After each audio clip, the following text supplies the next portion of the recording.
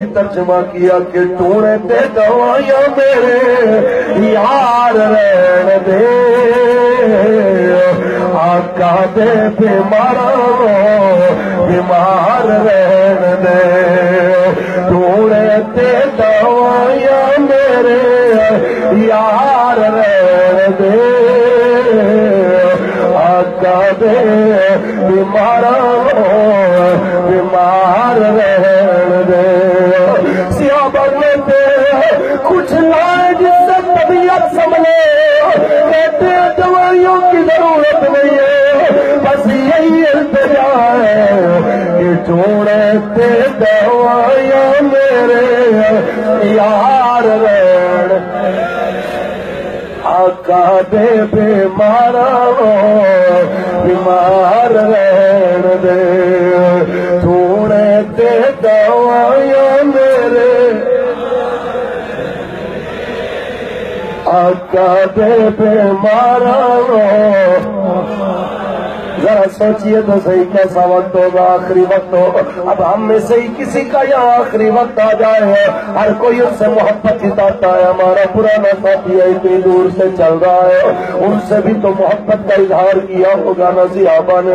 آپ کو کچھ چاہیے تو لا دے تو انہوں نے آخری خواہش یہی کی مجھے حضور کے دروازے تک لے چلو مرنے سے پہلے اگر آقا کی جلوہ گری ہو جائے تو کیا ہی بات ہو جائے کہ خدا دے واسطے ایک بار آ جا خدا دے واسطے ایک بار آ جا تر چلے آ تیرا بیمار آ جا تر چلے آ تیرا بیمار آ جا باقی تم دوائیاں نہ دینا باقی تم نسخے نہ دینا مجھے ان کی محبت میں یہی تڑپنے دو انہوں نے جو فرمایا ہے میری جان بخار سے نکلے گی تو پھر جسے درد کا مزہ وہ ناز دوا اٹھائے کیوں عقل کے دل کو دے خدا تیری گلی سے جائے کیوں کس لیے دوائیوں کے ناز اٹھائے چھوڑ دو دوائیوں کی بات نہ کرو کیونکہ ٹوڑے تے دوائیاں میرے یار رہن اب سارے میرے ساتھ مل کے پڑھیں گے یہ ٹوڑے تے دوائیاں میرے یار رہن آقا دے بیمار رہن دے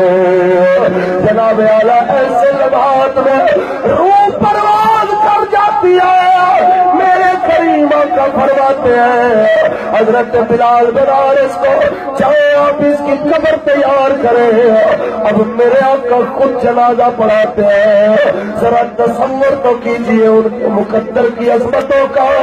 جس وقت ان کا جنازہ لے کے آتے ہیں ابھی قبر پوری تیار نہیں ہوتی وہاں آپ کے مقدر پہ قربان جناب عبداللہ کیسے نصیب آپ کے حضور نے فرمایا آپ سارے باہر آ جائیں ان کی قبر بھی میں خود بناؤں گا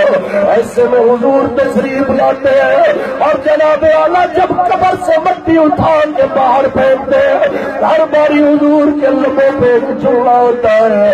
یا اللہ اس سے میں بھی راضی ہوں تو بھی راضی ہو جا یا اللہ اس سے میں بھی راضی ہوں تو بھی راضی ہو جا جب 3 بار یہ جملہ بولا تو اس وقت حضرت عبداللہ ابن مسعود رو پڑے ہم یار موت کو دیکھ کے بھاگنے والے آج کا معاشرہ موت سے ڈرنے والا ذرا سوچ